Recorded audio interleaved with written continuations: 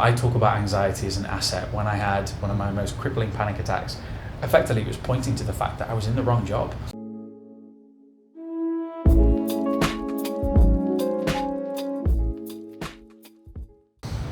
Hi, and welcome to Coffee with Confio. I'm William Freitas, and today's theme is the psychological cost of being an entrepreneur. Today we're going to be going through exactly what managing anxiety and depression looks like. It's very close to our heart. So we've got Rhys Parry-Badkin back on the show. We've had Rhys many times. We love having you on the show. Thank you again for joining us. I'm going to start with, just noting a key stat. The stats are crazy. Over half of business owners, Australian business owners, are dealing with mental issues, mental health issues. Tell us why you think that is the case, and what are the impacts? So I'm probably quite countercultural in the way that I view this.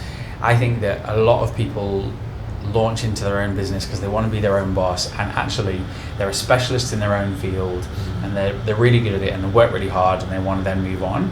So if you've been really good at something to start off with, generally you're a bit of a type A anxious overachiever anyway. That's how you've got to where you wanted to get to. But then when you launch into your own business, there are so few parameters around your life unless you define them, that can then become so overwhelming that it's hard to put a pin in it. So often I'll speak to business owners about their anxiety, and it'll come from the fact that their mental health is directly correlated with their bottom line. So if it's down, then they're down. If it's up, then they're up. And so they're just, not just from a tax standpoint, they are literally attached to it. And because you're learning and you think there's constantly something that you need to know, and you're inundated with marketing telling you you've got to do this and you've got to do this, mate, and you've got to do this, that you doubt yourself. So it's easy to get quite frantic about it, and also know that you don't always have the answers, and it creates ongoing anxiety, because anxiety is a natural emotion if there's something we need to be nervous about, but it's when it becomes a prevalent state of being that it's an issue.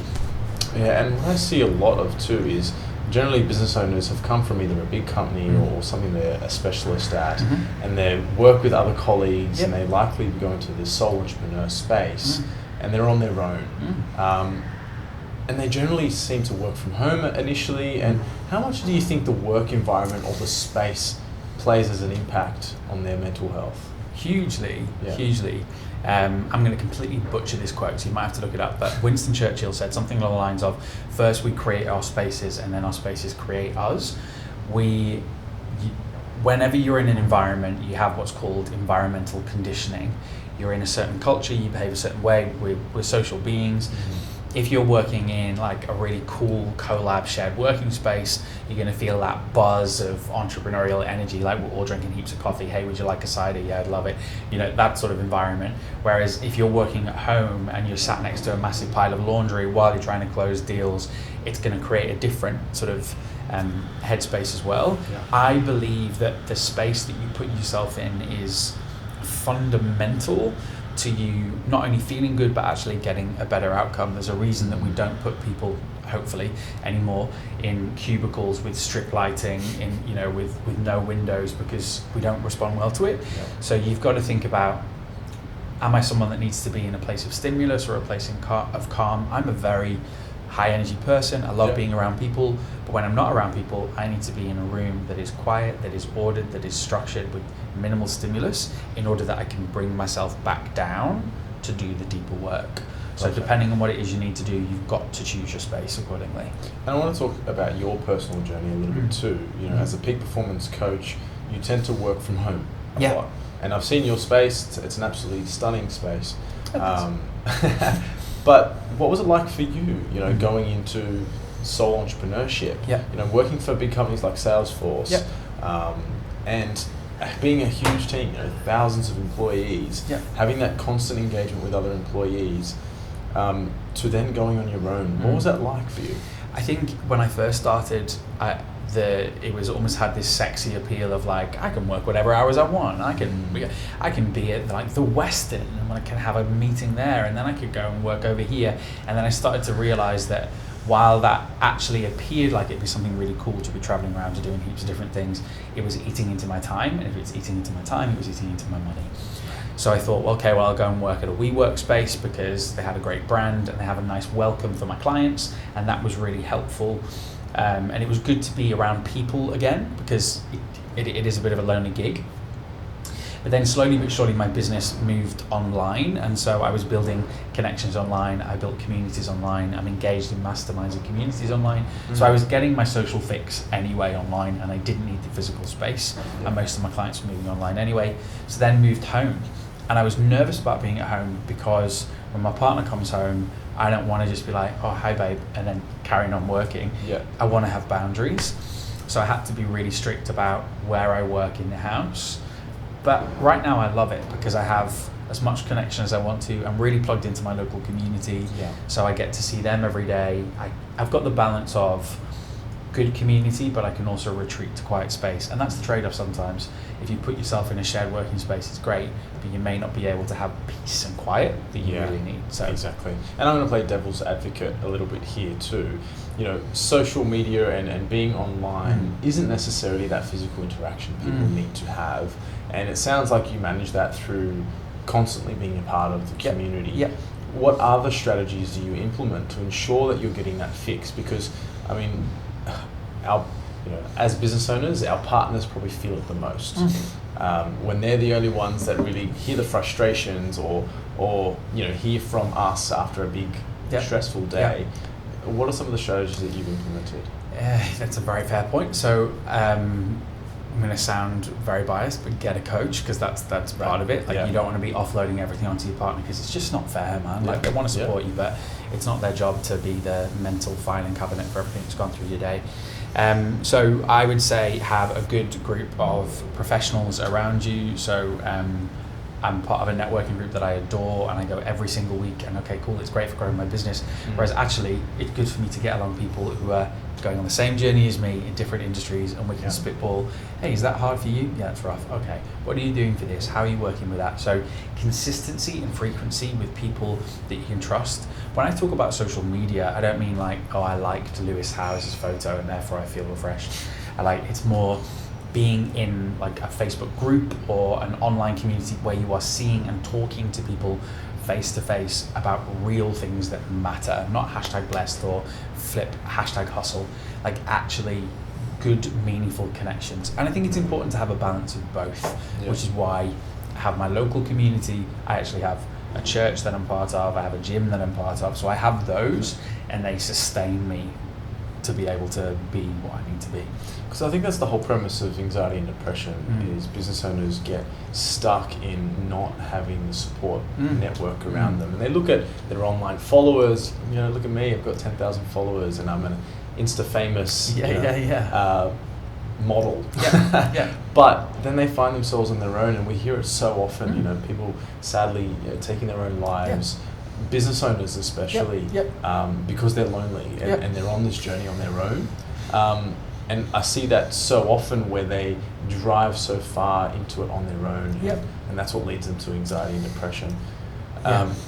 What are some of the strategies that you recommend for business owners and anyone really out there to dealing with anxiety and depression?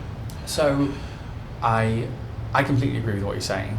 We have conditioned ourselves to believe that because we have X amount of connections or X amount of followers that we are connected, but then it creates this weird toxic relationship with affirmation and validation online in order to feel good, as opposed to meaningful connections where you're both learning from each other.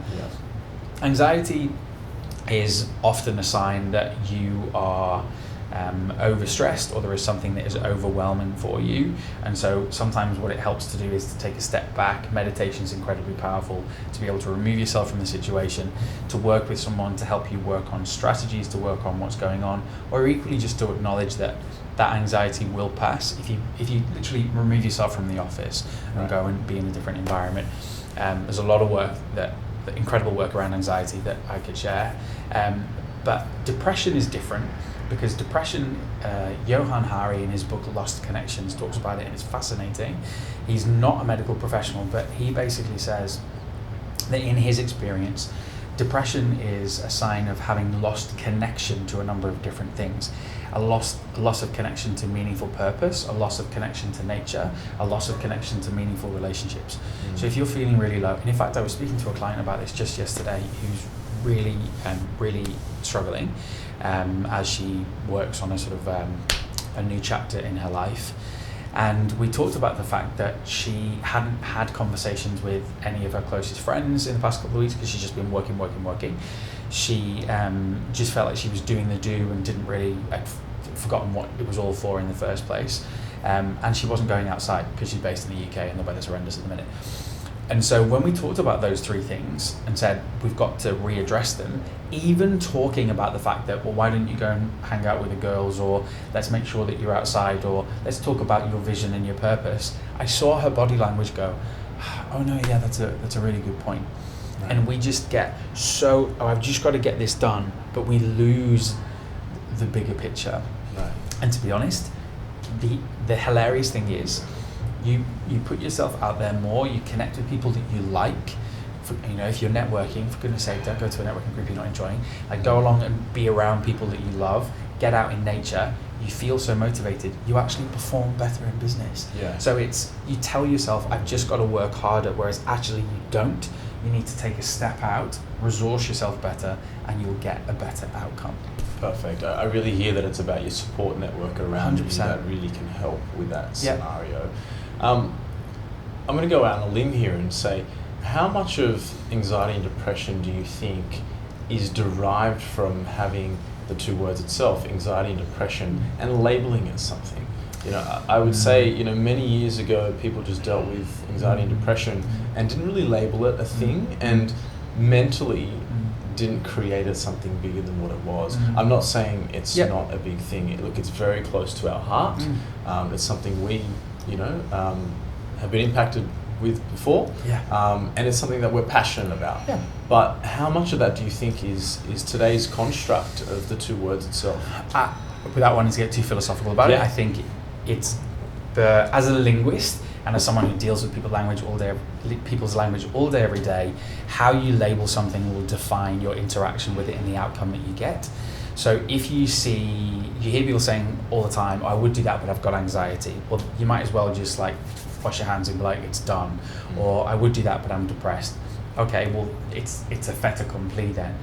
I would never just say to a depressed person, oh, you just got to do X, Y, and Z. Because if people have it as a medical condition, you're so lost in it, and have family members who are in that space, and it's really hard, or they've had anxiety.